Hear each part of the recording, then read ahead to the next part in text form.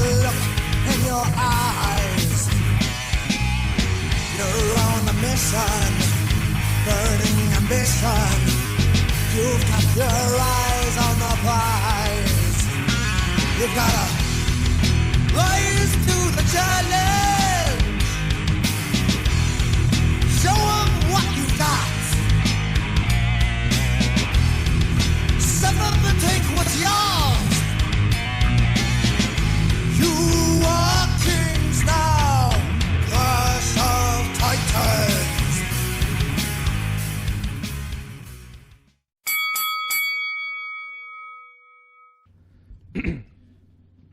Hey everyone, this is Anthony with Tornado Tag Podcast. We're back once again with the interview series. This is interview number 13. Lucky or unlucky, however you want to call it. 13 is my personal favorite number, so I'm very, very excited for this one. If you guys want to support us, all the links below are there. So if you want to check out our merch pages, if you want to check out our Facebook, Instagram, Twitter, that's all there. Donation pages as well. We have a lot of cool stuff in the works that's coming up in the near future that you guys are really going to be into. Also, anything you see in the links below will be related to our guests, whether it be their contact information, promotions, or matches. So check that out as well. But I have on the phone Mason Martin. What's going on, man? What's up, buddy? How are you? Good. I really appreciate you reaching out and doing this interview. Never really had a conversation with you. Every time I seen you at shows, I just kind of said, "Hey, good match," and it's kind of was it. But I'm really excited to kind of pick your brain and learn more about you here. Yeah. When I'm at a show, I'm kind of like really in the zone, so I don't have much conversations with anyone. So I do notice it that wasn't a purposeful thing. I didn't know if you were like in character or if that's kind of how you roll. I just kind of, hey man, good job, see you later, and you're like, yep. It's a mix between both, because the company that you always talk to, I'm always a heel when you come to talk to me. So like, I didn't want to be real excited and be like, oh, yeah. You're great. Thanks for telling me I'm great. Yeah, the heel thing is kind of not newer, but it does seem newer because Outbreak kind of took a huge break there for a while. But you were a babyface for a while, then you had your big heel turn, which personally I was a huge fan of the heel turn. I think it's a good move for you in that company.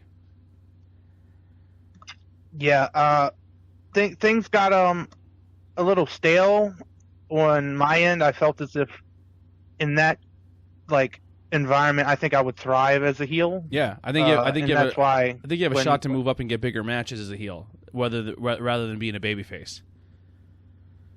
Yeah, and like they have a belt, which for people who don't know, it's called the Intimidator title. So it's like a super heavyweight belt, and the guy who was holding it was one of their biggest baby faces, but I turned heel, and then the show after he turned heel. Yeah, a lot of heel turns. So the whole point was to go after him. Well, here's how. I mean, this is not any inside information. This is me just coming as a fan and like a fantasy booking thing. What I would do, just me, I would have obviously the build up between Yams and Ed House. I would have Ed get the title. Yeah. And then I would have the next program be you and Ed. And I think because Ed's so good on the mic and he's very entertaining and funny, I think it'd be a good time for you to really showcase your mic skills as well. Because for the most part, you've kind of been like a silent giant, like kind of a silent beast. You just come out there, do what you got to do, don't talk much. So it'd be interesting to see that dynamic between you two, and I think it'd be a good chance to really build your character. I agree with that. A lot of places like the silent giant thing for me. Sorry, I stumbled on my word. That's all right. The silent giant thing.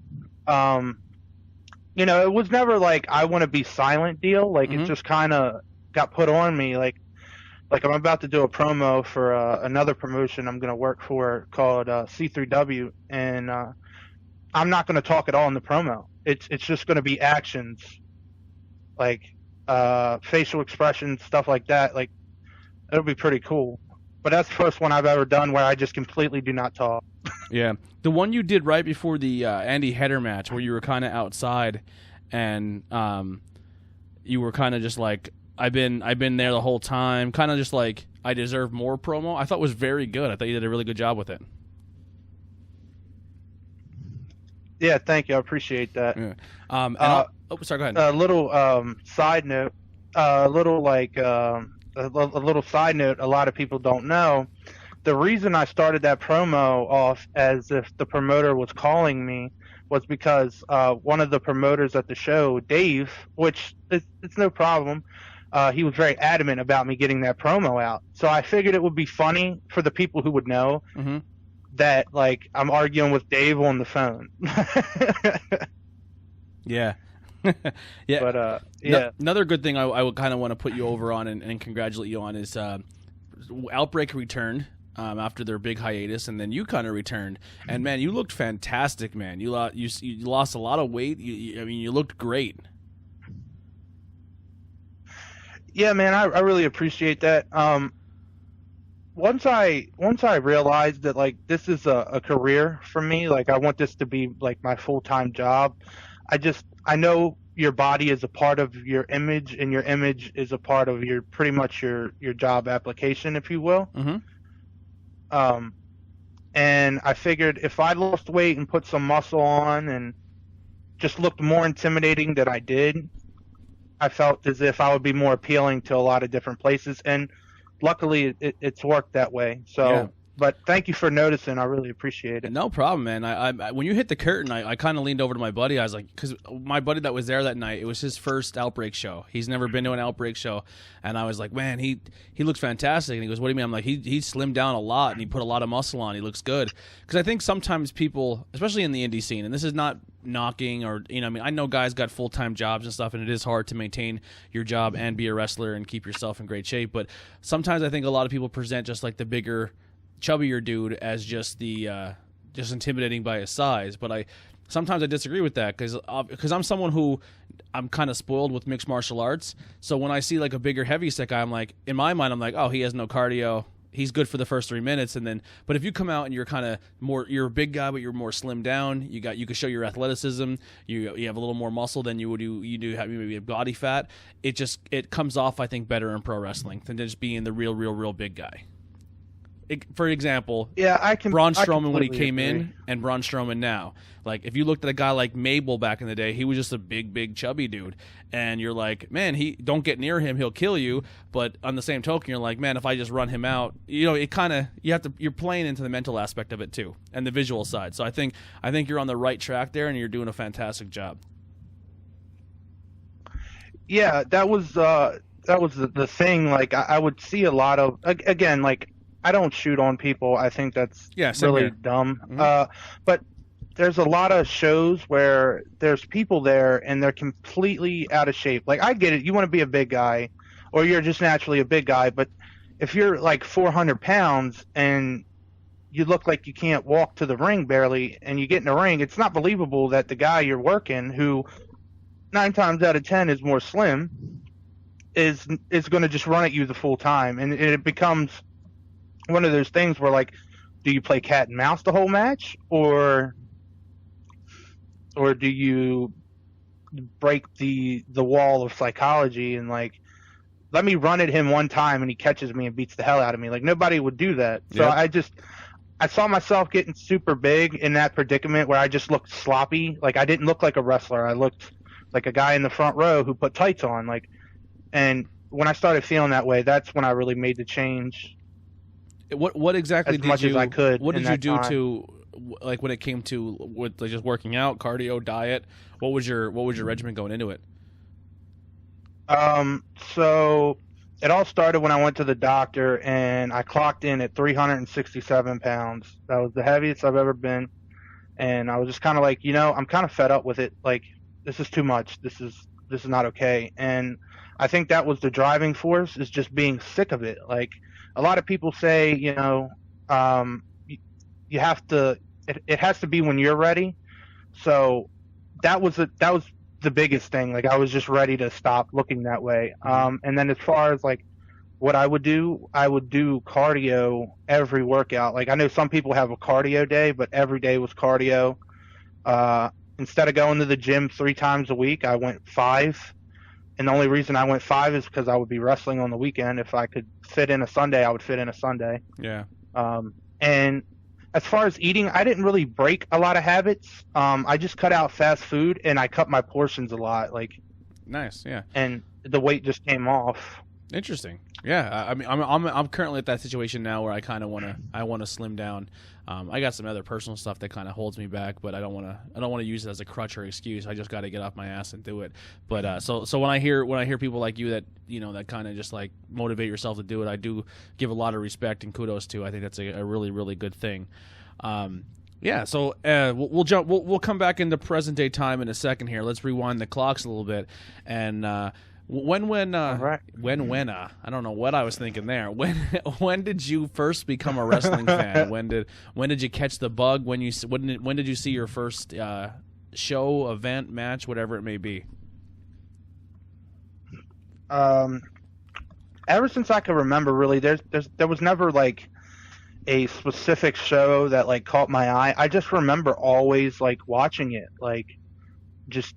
There's, like I said, I can't remember a specific time, but I just remember watching it consistently. And like a lot of people go through a wrestling phase and they break out of it as a kid. Mm-hmm. I just never broke out of it. I knew that it was something I wanted to do from the very jump. Like just as a kid, as far back as I can remember, which is only 20 years. I'm only 20 years old, but wow. Not to make myself sound like an old man. But as far back as I can remember, I've always been wrestling fan. Yeah. Awesome. So was wrestling like a big thing in your household? Was it something that your family or your friends, brothers and I'm not sure your home situation, but like siblings, brother, sister, mom, dad, were they wrestling fans? So that you kind of just gravitated because it was on TV? No, actually, as funny as that is, like being so young, you would think somebody had to put it on, but like. I was very hyper as a kid, and like I liked watching hyper things. Mm-hmm. And wrestling was like captivating because it was constantly moving, and like I just it caught my attention because of how intense it would get. Yeah. And it was something to calm me down, and I think that's why my mom let me watch Monday Night Raw. It was something to make me sit down for 2 hours, and not like get up and yell and be crazy as a child. So I think that's why she let it happen. Nice. It kind of it sucked you in. Yeah, and it put a stranglehold on me. Really, yeah. It's like I still get that way. I'm still really quiet when I watch. Yeah. Now, who were some of your favorites growing up that really caught your attention? That they were your guys. I liked Brock Lesnar because that was the time period that I started watching was the Ruthless Aggression era. Yep. I liked Brock Lesnar a lot. And then when Cena was doing the whole rap thing, I liked Cena a lot. And then after that, once I got a little older, I started finding out what independent wrestling was when I was like 12 or 13. That's when I really got into independent wrestling. And when I got into independent wrestling, I kind of forgot about WWE for a long time. Like I was just really into independence. And one of my favorite guys, and he still is my favorite guy to watch wrestle, is Sami Callihan. Yeah. And another one is once I figured out what deathmatch wrestling was, you stumble upon that when you watch indies. I like Tremont a lot. You know? Yeah. I have a real I appreciate the art of a death match, right? I just have a real hard time watching it. I'm not gonna lie, especially like I think the 2 times I've seen death matches, they were in. I mean, I didn't see them live. I don't know how I can handle that, but they were like over like a stream, and it literally looked like there was 30 people there at most. And these guys are going through glass tables and taking light bulbs to the face, and they're just bleeding everywhere. I'm like, man.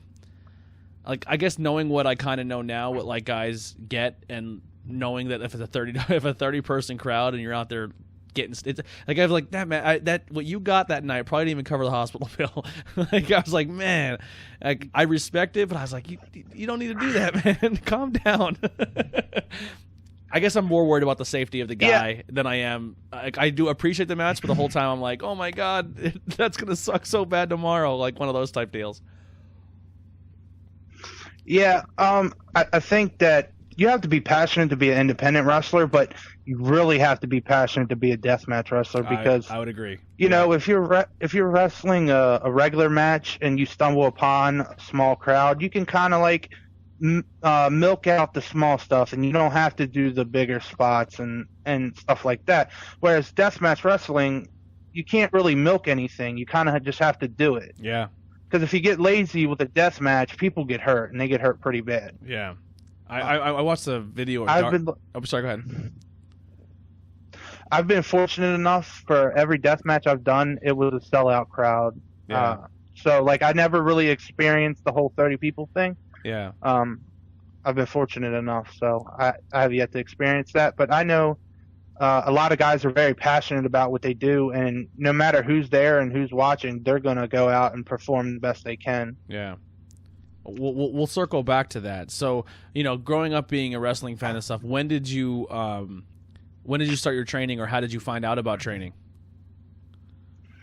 All right, so I had just got out of 8th grade, and we had the whole like transitioning to high school party, and I got a lot of money from it. Mm-hmm. And around that time, I went to a show here in Maryland called EWA, and I had a mutual friend of my trainer, and my friend was telling me about him, like, watch him when he comes out the curtain, like he's really good, and like putting him over. So I watched him, and I figured out through my friend that he trains people.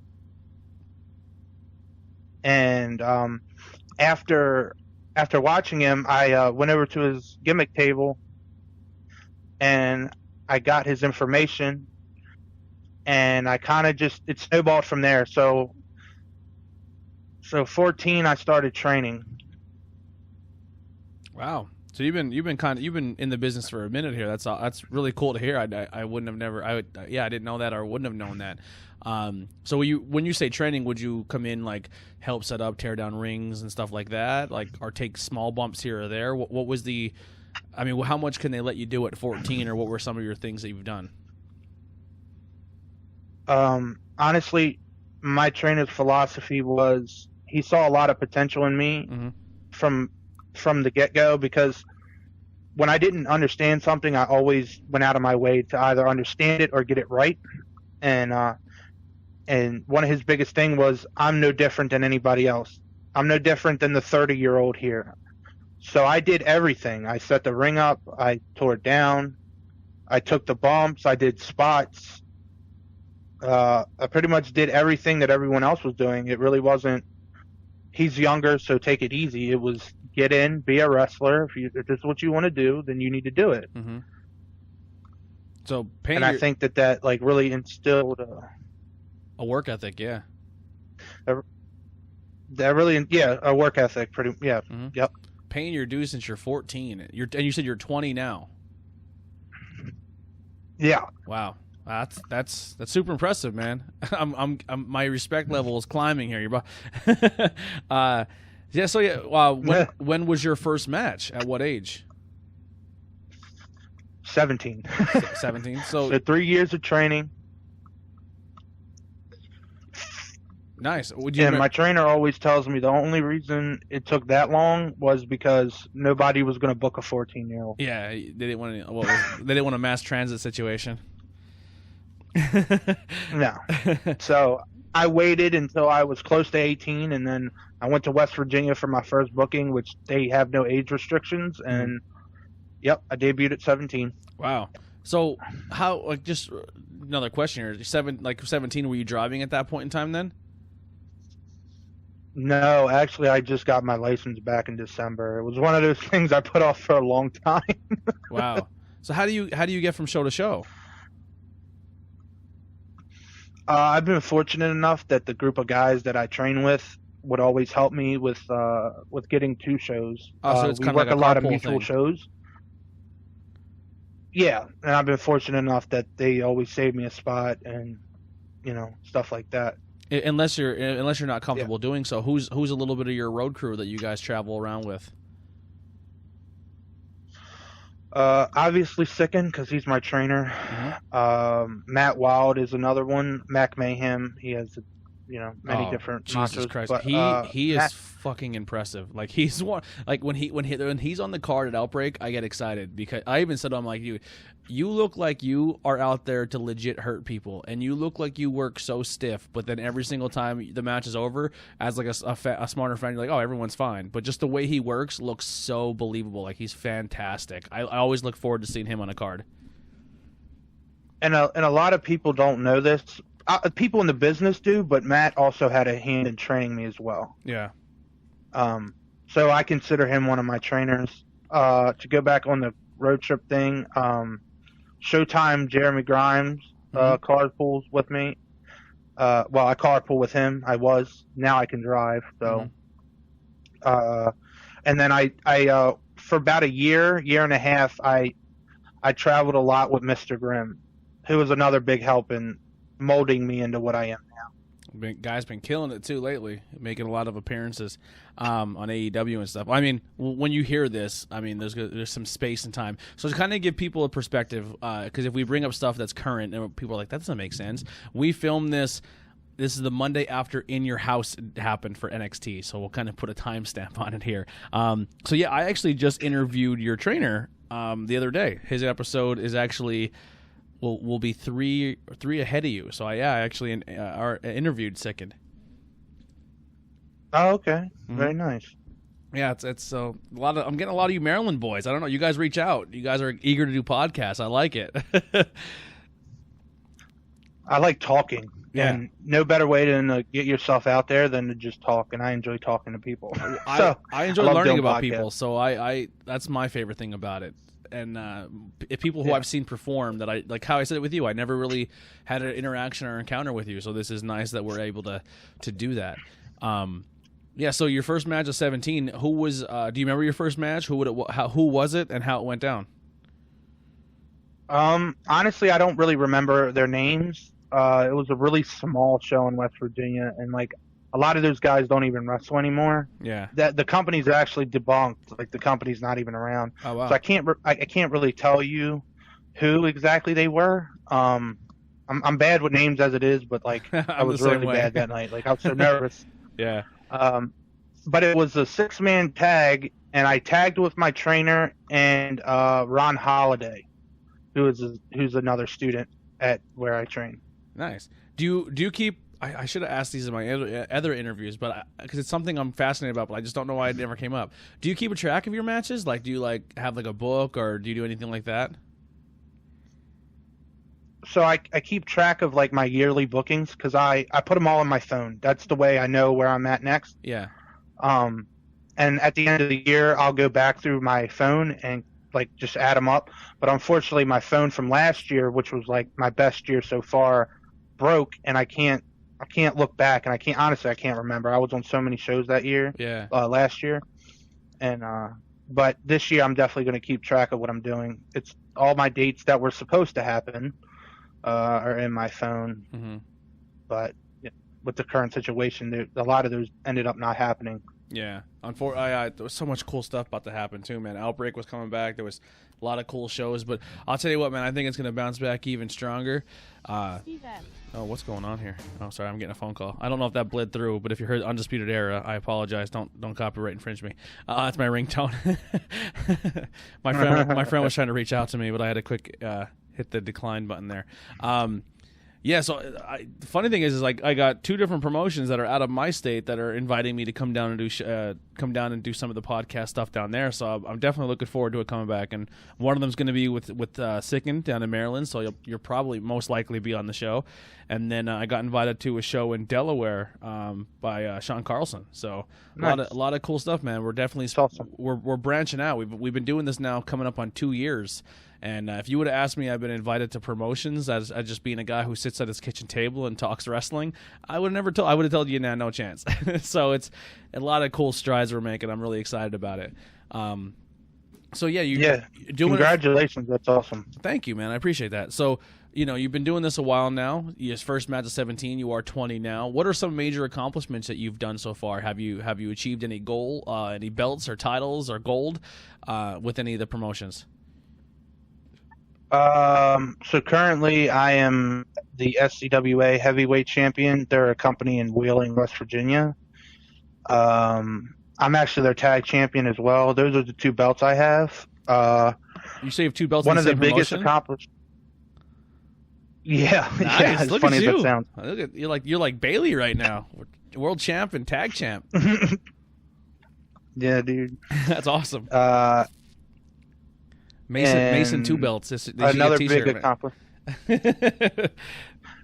Yeah, everybody was calling me Macy 2 belts at night, and I don't know, like, I don't get where the Macy part came from, but I don't know. Well, Weird. Becky had 2 belts, so it was Becky 2 belts. So maybe they were just adding the Y to the Macy, like which is silly. They should just said Mason 2 belts, but it is what it is.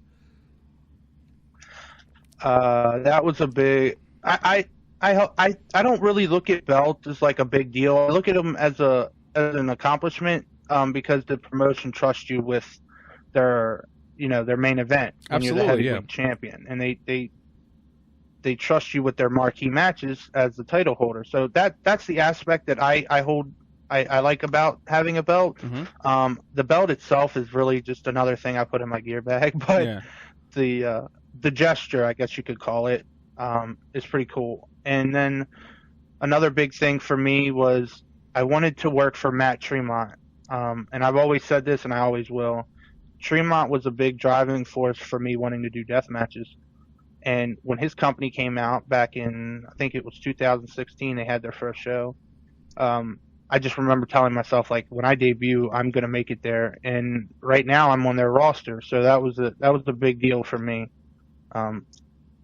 To pretty much work for your one of your like idols.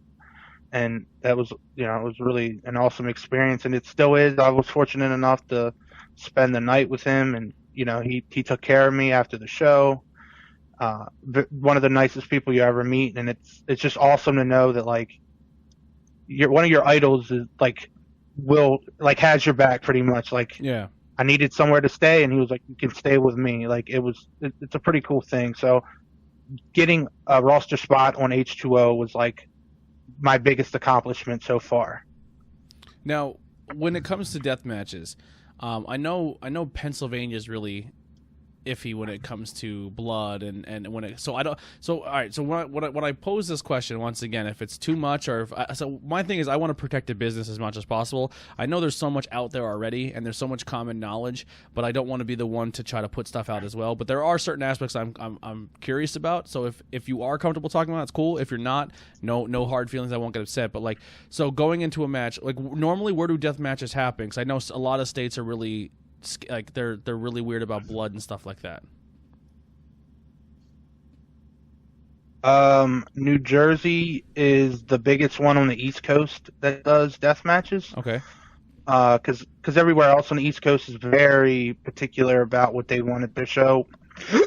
West Virginia, you can do them, but there's no really solid promotions doing them at the time. It's really when you go to like the South and stuff like that, like Texas, they're legal. I believe Georgia, they're legal as well. And Indiana, where IWA Mid-South runs out of. So those are like the main ones I know. And also Michigan they have Horror Slam, which is a really big and good up and coming company.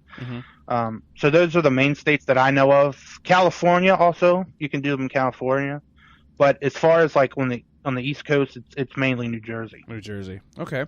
Now, when it comes down to doing a death match, obviously with bloodborne pathogens and everything we have going on in the world, how do you go into a match knowing that you're going to be, sharing blood with somebody? Is there testing that's done before that, or how does that work?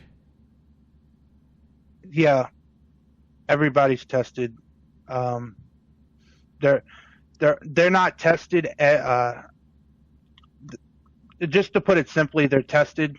Like, not every single show that they're completely tested every single show, but they're we're tested a lot. Yeah. To make sure that nobody has anything so people that are can be transmitted. Protected in that aspect. That's the thing that freaks me out. Like, it's like, oh man, I hope, because like my first deathmatch experience ever and I didn't even know I was going to be watching a death match last night. So I may have told this on the podcast. So if you're a regular listener, I apologize. And if you're a regular listener and you like the story, awesome. If you don't, you can hit the 30-second button. But so I walked into a match in Shenandoah, Pennsylvania. It was done in one of my old high school, well, not my old high school, but the town next to me is high school, and it was like a hidden ECW show, but it was still done like an indie house show. And it was like a lot of big names there. There wasn't many independent guys. It was more or less all big names all working each other, but it was done in a high school gym. And the main event match was Terry Funk versus Abdul the Butcher in a no-holds-barred steel cage match, which makes no sense at all. But they did it. So, and I'm 11 years old. I'm young. My dad takes me in, Abdul the Butcher and Terry Funk walk in. Now, I didn't know this now, but I know older. Abdul the Butcher tested positive for Hep C. You know what I mean? Like, so, you know, so that's awesome to know when you're 10 and you were exposed to that. But so right. match starts. If you're not a wrestling fan, or if you are a wrestling fan, you know Abdul the Butcher has the fork spot, pulls the fork out. Terry Funk kicks him in the stomach, takes the fork out of his hand, and buries it into his forehead. And the place just loses their shit. Like, these moms are ripping their kids out of the gym. People are screaming and shrieking. Abdul is spraying out of his head, and they proceeded to put blood over this entire high school. I mean, they put it in the lobby, the bathroom, the bleachers, the walls. Like, they were both bleeding like stuffed pigs and did not leave it between the ropes. They put it everywhere. And I just remember being a kid looking at my dad like, what is happening right now? And he was just like, I have no fucking idea. Like, it was like a horror movie. And it was, I just remember being a kid like, this is insane. Absolutely insane. Yeah, that's why you don't see a lot of kids at like the deathmatch shows. There's a few, but it's very seldom. I don't even think they booked it as that was going down. Like I just said, like it was like the first match was like Tito Santana versus somebody, and it was like super babyface gimmicky. Jim the Anvil Neidhart, I think, was there. Like all these super like, hey, I seen these guys on WWE title nights, and then the last match is Terry Funk versus Abdul the Butcher, and they just murdered each other in front of a high school gym. That's wicked. Yeah, it was awesome. I mean, in retrospect, I'm an adult now, and I'm like, I've seen a Terry Funk Abdul the Butcher match. Not many people can say they did that, but it definitely. I was a kid, just like, holy shit! Like, I just remember being like, that was wild. Like, my dad's like, don't ask questions and don't tell your mom. Yeah, it was nuts. But now, when you go into a death match, we'll say, I mean, injuries it's almost guaranteed to happen. Like, when I say injuries, it's cuts, bruises, like mostly cuts, right? So, like, what is some of the worst things that happened to you so far during a death match? Like, have you had to get staples, stitches, or how does that work? I'm fairly new to doing them. Yeah. I hope to do them way more often. But so far the worst thing was I took a spear through a barbed wire and light tube door, and I didn't know this until I got home, but there was a piece of skin hanging off of my back from one of the light tubes, and I kind of just ripped it off. And that probably was not the best thing to do, but like that's the worst thing that I can recall. Yeah. So far. And so you never had like you haven't had done to get many stitched up or anything yet? Nope, No. not yet. Now, when you go to one of those, hopefully never. Are guys getting stitched up at the show, or are you getting taken to a nearby ER? Like, because I know like there was an Outbreak show where a guy had to get stitched up, and they did it right in the back. So like the best way I can explain it on why I've never seen that happen, like the roster at H2O is so seasoned with doing that, like they very rarely get hugely injured, and I've never seen anybody like beat up to the point where they would need medical attention right away. Mm-hmm. So it's done really well, and like all of those guys are like super good at what they do. Yeah. So I've just been in the place that like they're not super deep. It's just more like surface scrapes and cuts. Yeah, pretty much like nicks here and there, stuff like that. Interesting. Nothing like. What is now the the barbed wire? Is that legit barbed wire? Absolutely. Oh. Yeah, the barbs are on it. How does that feel? Yeah. Like, what does that describe? Like, how do you mentally prepare yourself to say, like, I'm going to go through glass and barbed wire? It's just a sense of like I don't care. Like, and I know that sounds like really dumb, but I just don't care. Like, I get a kick out of it. I get an adrenaline rush out of it. So for me personally, it's just another bump. Yeah. Now, if you go out and you're like looking at all the weapons and feeling everything over and over and over again, you can sketch yourself out. Oh, you psych yourself out. But really, completely. when you're in the match, it's kind of like your adrenaline's going and you just go with it. Yeah. And what happens. You can't really think about it too much because if you do, you're going to freak yourself out and then it's going to look dumb because you do it half-ass. Somebody could get hurt because you do it half-ass. Yeah, so it's one of those things where like you just do it. Yeah. And I don't care. It's definitely a different mind state going into it. I mean, obviously, if you're going into a regular tag match, it's going to be a completely different. For me, I don't know. Maybe just me, or just a completely different way you have to prepare yourself going into something like that. Because it's, I mean, you're barbed wire. You know what I mean? Like that. Nothing. That doesn't sound awesome. I mean, it looks awesome for the fans. But would you now, when it comes to fan participation or fan involvement, how much different is it as a death match than it is like a regular house show? So it's a lot of adults there, and a lot of them are what people would call smart marks. Yeah. But they're very appreciative of what you do. Like a regular crowd will joke and like make fun of you and stuff like that. Whereas the deathmatch crowd, if you go out there and you hit all your spots and do what you planned and you execute well, they'll praise you for it. Mm-hmm. Whereas it's really cut and dry. Like there's no heckling if you don't deserve it, if that makes sense. Yeah. But if you go out there and miss a spot or you stumble over yourself, they'll call it out. But as far as like a regular crowd, you know, there's always that one dad making fun of the wrestlers, and it's not really like that. It's like, how do you handle hecklers at regular shows? Are you a fan of them?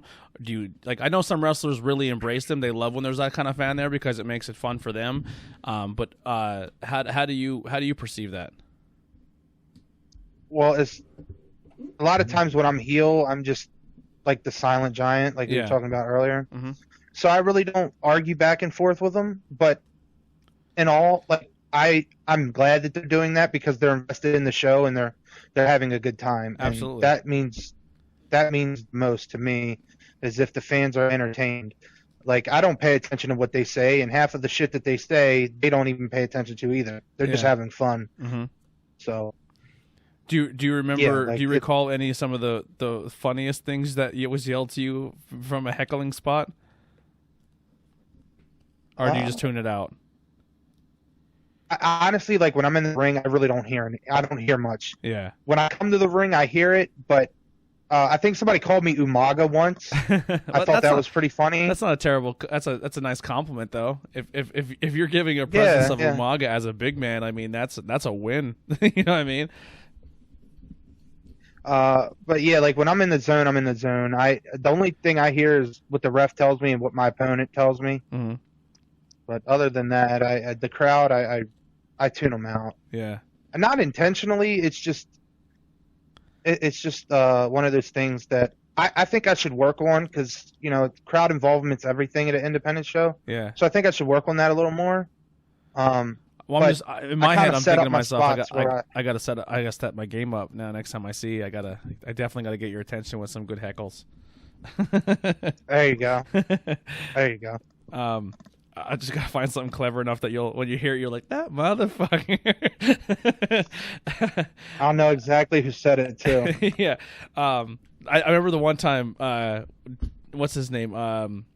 Killian McMurphy was at an Outbreak show, and he was doing that meet the press where he would eat lunch meat sandwiches or lunch meat and do interviews.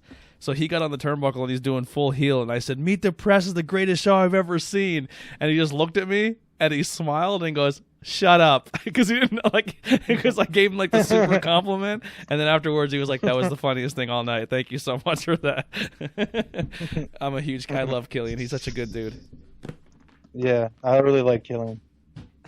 He's one of those guys like if he's booked anywhere within a certain radius of me, is like I gotta make it out. I gotta make it a point to go see it because he's definitely one of my favorites.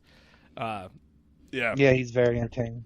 Awesome. So, who are some people that you've worked recently that you would say some of your favorite matches? So at H2O, I've been working Stockade a lot, which me and him mesh very well. For some reason, we just kind of gel. Mm-hmm. So those are fun.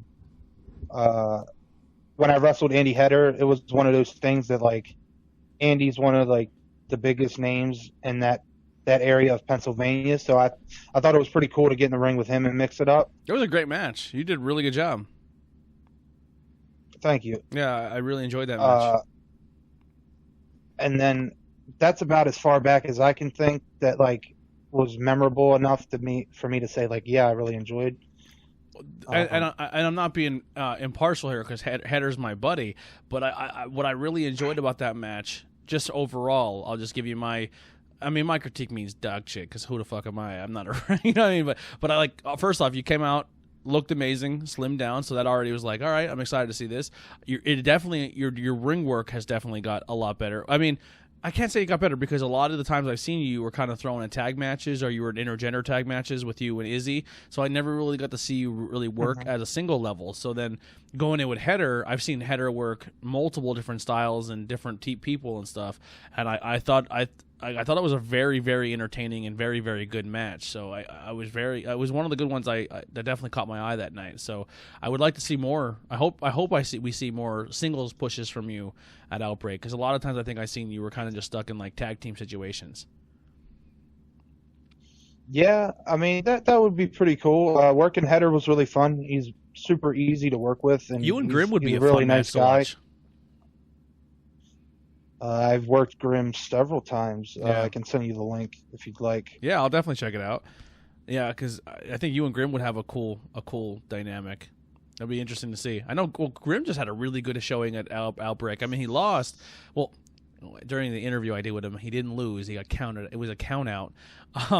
But he took the champ to the limit, man. It was a fantastic match. It was the first time really the champion was really tested, so it was really cool to see Grim do it. So like, I know the next billing is Header versus Cortez, so it'd be interesting to see who wins that, and then if Grim can make it back to the Outbreak area, unless he's getting picked up by AEW. I'm not sure of the situation there, and if he is, fantastic, great for him, because that guy, man, from what I've been hearing and what I've been seeing, man, he'll travel everywhere. He's not afraid to put the miles on his car.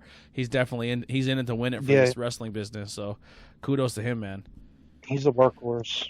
He's a workhorse, man. He's really good at what he does, and he takes pride in what he does, and he's not scared to travel. There's no distance too far for him, and that's what really stuck out to me about him. Yeah. Not only his in-ring work, but like his willingness to go out and get it. Yeah, and I mean he'll pack up the kids and take them too. Like the last Outbreak show, he had all of his kids there.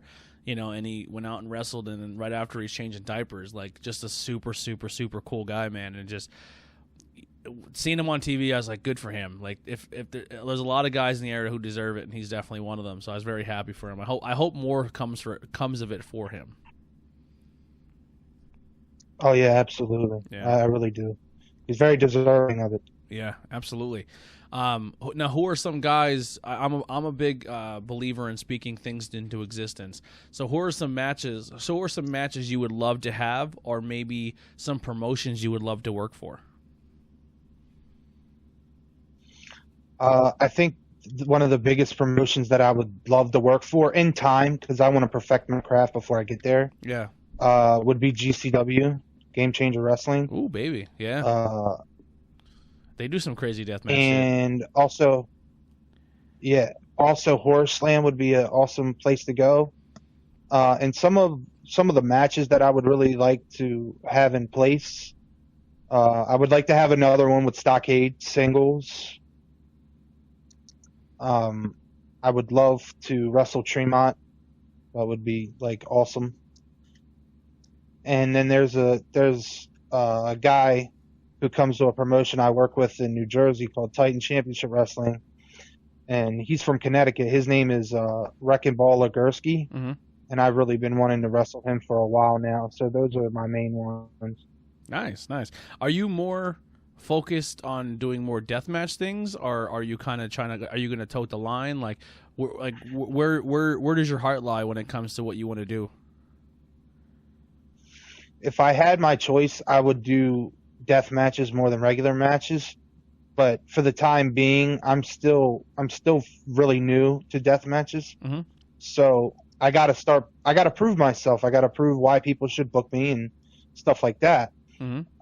So I just kind of go with the flow. Like I'm fortunate enough to be able to wrestle every weekend, and I love wrestling. So I'm just going to take whatever I can get at the moment. But the ultimate goal is to do more death matches than regular matches. But I enjoy both. I just enjoy wrestling.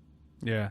Is there a certain spot in a death match, or a certain weapon, or a certain style of death match that you're really that's kind of on your radar, or something you want to do? I would really love to do like a 200 light tube death match, where like there's 200 tubes surrounding the ring, inside the ring, just glass everywhere. Like that was one of the biggest ones I've always wanted to do. Because I think that truly tests you. Yeah. Doesn't the light tube have a little bit of like a powder in it too? Yes. Yeah, they sound awesome when they pop. I remember when they get an old light tube and you're like, I'm gonna go bust this off a rock. Like it does sound awesome. Can you describe the feeling of like in that situation, like getting slammed in the glass, or does your adrenaline just go so much you don't even realize what's happening at that point? I mean, you kind of feel like a crunch because you feel the glass break. Yeah. But I never noticed any pain. The most pain I felt was when I got to the back and I went outside, and this was like February, so it was cold. Ooh. When it's cold out and you're cut, you kind of feel it burn a little bit. I'm sure the shower feels fantastic too. Yeah, hot water on a bunch of nicks and cuts. Because I mean, it's not a good time. When you're bleeding from like a light tube or even like a thumbtack, it's not like a giant slice. Even with the glass you're using, a lot of it's like, is it like the what they call it, the sugarcane glass, or like you're not. I mean, unless you're going through like legit glass doors from like houses. For the most part, a lot of that when it's designed to kind of shatter and not leave big shards. If I'm correct. It's not sugarcane glass. It's real glass, but it's thin glass. It's not as thick as like glass from a door. Yeah, like a They're car glass window, panes. Yeah. That's the one thing. Yeah. And the other glass is simply light tubes, and obviously, sometimes you'll get a big shard, but usually they kind of just break. Yeah. And they shatter everywhere. Do they stay in the skin and you have to go and like pluck them out, or do they pretty much just kind of go in and crunch out and then they wash out with a shower? It all depends. I had a piece that came out of my skin on its own, and then that was about it. Like nothing really stuck with me. Mm-hmm. But then again, like I'm really new to it, so I'll probably have like better stories in the future. But yeah. But yeah, like most of it, it'll come out on its own. Mm-hmm. That's so fascinating to me. I'm not, like I said, not a huge deathmatch guy, but if you do one when this whole thing goes over, you got to hit me up with a date, and we'll make it a point to drive out there. Yeah, I'll definitely let you know. Later this month, I'm supposed to be getting flown to Indiana for Prince of the Death matches. Oh wow! Is that going to be recorded and put online? And yes, it'll be on Smart Mark Video, I believe. Okay. Yeah, definitely. Send me links to all that stuff, and we'll post it up. Absolutely. Awesome. So, in closing here, I mean, unless there's anything else you want to put out there, you want to talk about, anything you want to let the people know about? Just not anything specific. to know about, but Mhm. just when wrestling comes back, give it a chance, and support it as much as you can. And I know the financial status of everybody Yeah. is not the best, but hopefully promotions will work with the pricing. And I just want everybody to have fun again and have that break away from reality. Mhm. So when wrestling comes back, maybe take that chance of going to the show. I know it's a scary time, but just if you feel comfortable enough, take that chance. Yeah. Well, actually, before I don't want to shortchange you here, unless you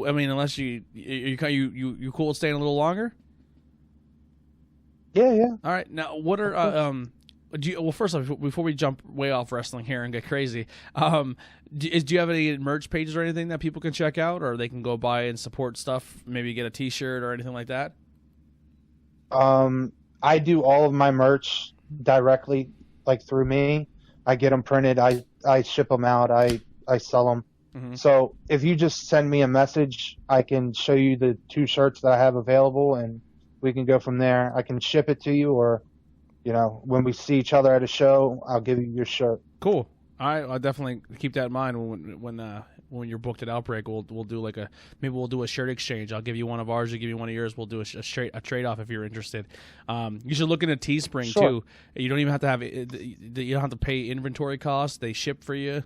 I mean, you don't probably get as much of a cut as if you do it your way, but it is like for someone who wants to order that, it does make it very convenient. So I'll send you some links to that if you're interested. So besides wrestling, I know before we started recording, you said you like to use your gaming headset to do the interview. Yeah. Are you a big gamer? Yeah, I've actually been playing UFC 3 the whole interview. Oh, nice. That may sound unprofessional, but like, no, nobody can see it. Yeah. What system do you play? I am a PlayStation guy through and through. Nice. I own both systems, but I prefer my Xbox. We have the new systems coming out. Are you a guy who's going to hold off on the new system, or are you like a day one guy? Where do you stand with that? I'm usually a day one guy. Yeah, I'd like to get it. Same here. I can't right away. If someone tells me I'm playing it, like, oh, I got the new Xbox and it does, I'm like, don't even talk to me, because if I don't have it, I'm gonna hate you and we can't be friends for a while. So I'm definitely a day one guy.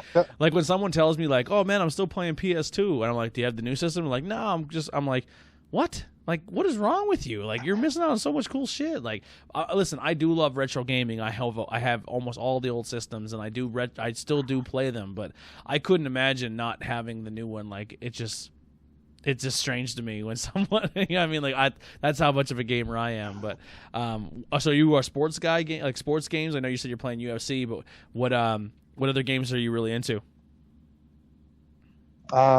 Really, I just play Call of Duty and UFC at the moment. Mm-hmm. But I do like Madden. I think Madden's a cool game. Madden has this new feature. In my opinion, they haven't been any good the past couple years, but that's just me. Me and my brother jumped on Madden yesterday, and there's a new feature on there, or maybe it's not new. We just haven't turned Madden on in a while. We were going to do a one-on-one versus each other, and then we found this game mode where you could team up with each other. And it's called KO mode, and it's like a first score wins type game, but you like draft 4 or 5 players as your key players when the game starts, and it's a lot of fun. It's like you could play with like I pick all the offensive plays and play the quarterback, and he picks all the defensive plays, and then you kind of switch in between positions you want to play. But it was so much fun. We had a really good time with it. We played it for like 4 hours, and I was like, oh man, this kind of got me back into Madden a little bit, because it's like a completely different, unique game mode. And then they throw like crazy players in there. Like you can, like DJ Khaled can be your quarterback or your running back, and it was just like, oh, that's happening. I'm picking him, and he's fantastic in the game. So just winning a game with DJ Khaled as your quarterback is just, the jokes just come. They just keep coming. Like we had DJ Khaled as our quarterback, and we had Terrell Owens is our wide receiver, and he just ran a streak with Terrell Owens, and he just was wide open. I threw it, and as soon as I threw it, I went another one, and we scored. So every time we scored, obviously that was the joke. But that's great. Really, you should check it out if you're a Madden fan. It's pretty fun. Yeah, I'm into everything, man. I played a bit of everything. I can't wait for the new systems. Is there any games coming out that you're super pumped for? I'm not a big Assassin's Creed fan, but I'm actually really looking forward to the new one. That's my favorite. I think game it's going to be series. like super wicked on the new system. You should try, if you can get it cheap, you should try to pick up Odyssey or Origins. You won't be disappointed. So Origins, they changed. See, I did play Origins for a while. Yeah, I thought Origins was fantastic. That's the And Odyssey Greek was one, even right? better. Yeah, yep. Ancient Greece, or ancient the pyramids in Egypt and stuff. Yeah, and then Odyssey's all Greek, like all in Greece. It's so good. I love the new control system, and I can't wait to see how it transfers. Whichever one that was in Greece was the one I was playing a lot of. I enjoyed it. The thing is I never really took the time to get into Assassin's Creed. So by the time I showed interest, it was like I felt that I was like so far off of the game. Not really, man, because the last two that came out, the Greece one and the Egypt one, are pretty much brand new games. Like they changed the way they play, and they changed the way they look, and they changed the dynamics, and it's literally just a completely different brand new game series now. Oh, dope. Yeah. So I like the Greece one. Yeah. I think it's Odyssey. Yep, Odyssey's fantastic. So I can't wait for the new one as well. I'm really pumped for Watch Dogs Legion. Have you seen anything about that?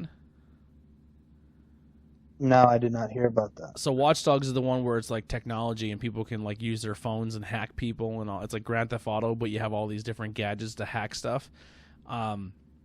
But the way Watch this Dogs game, is a really fun game. yeah, the way this game, the new one is every single NPC in the game can be recruited to your team, and then if your character dies, he's permadeath, he's gone forever, and then you pretty much can just keep getting NPCs out of the world and leveling them up and playing as them.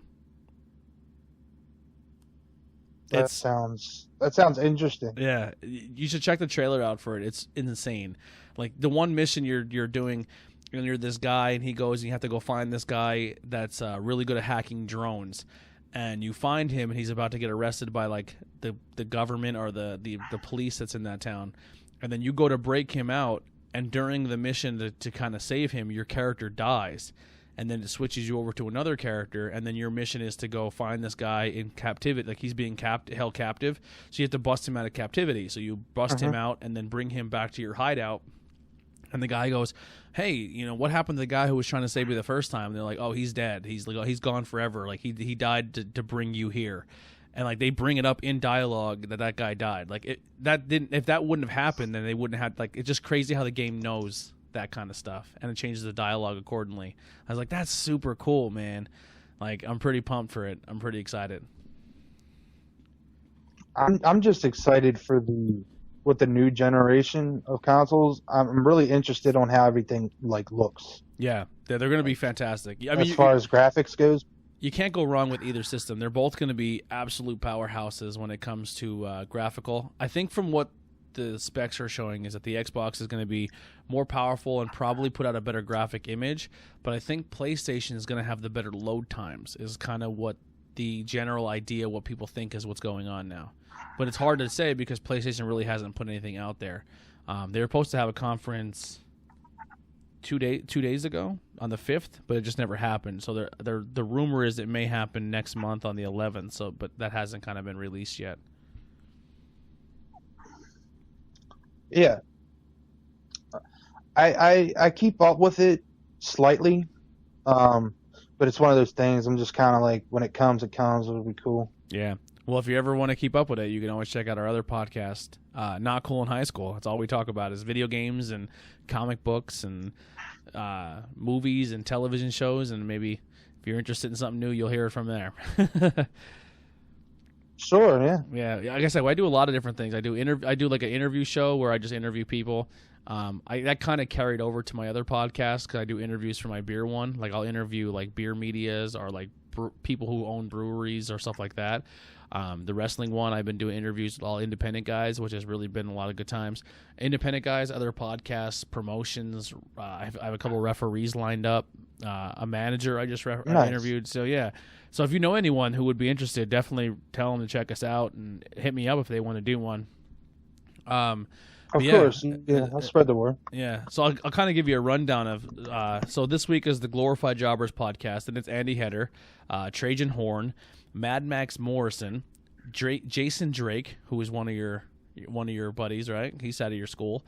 Sickland, Yeah. Sean Carlson, Kit Raff, and then it'd be you at Mason Martin. And then after you, I have lined up Matt Derlin. He's a referee. Fox Vinier, Adina Steele, Chris Decker, Ryan Vox, Paul Bowe, and then I'm still working on trying to get Deshaun Pratt locked in for an interview.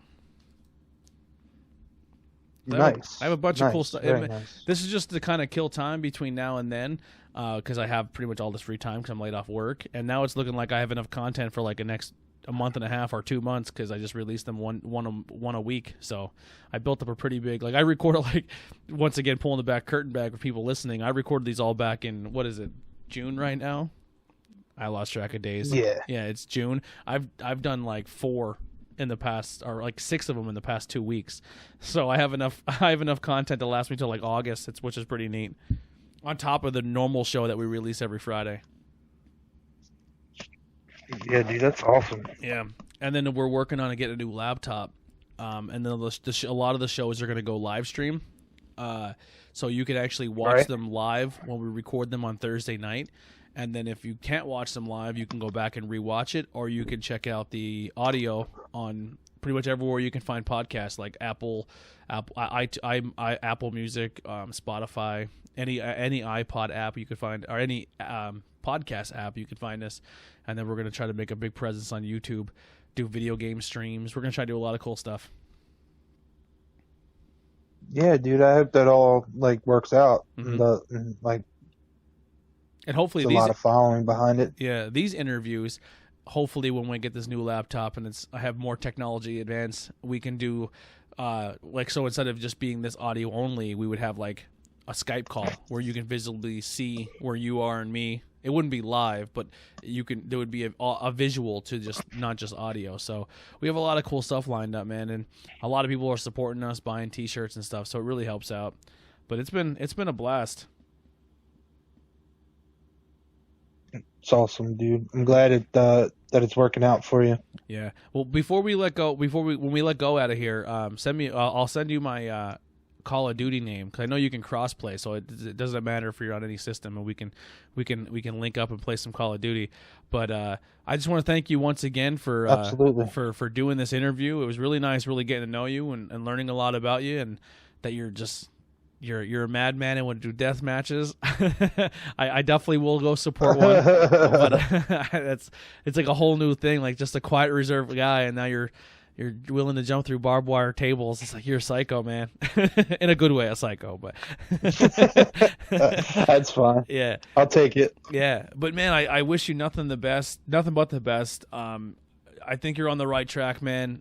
With mentally, just kind of stay in there. I know sometimes it's tough to keep that course, but you're dropping the pounds. You look fantastic. You're putting the muscle on. Keep doing what you're doing, and I really can't wait to see you at the next Outbreak show or coming down to Maryland to see you. It's been a pleasure talking to you, and we look forward to the next time, brother. Yeah, and likewise. Thanks again. I really appreciate it. Yeah, so everyone, check out the links you that we talked about below. Everything he sends me, I'll put down there. You can check out matches. You can check out, how to contact him if you want to book him. If you are looking to book him for your shows, he is out of Maryland area. He does have a license, or you can book him and he comes with a posse of people. So if you're looking for people for a show, definitely reach out and get them in. Especially if you're into death matches, you got a big monster that's willing to do some cool shit. And then you hit him up if you want some merchandise. But that'll do it for Tornado Tag Podcast. Thanks, man. Thank you guys so much. We'll see you next time. We're out.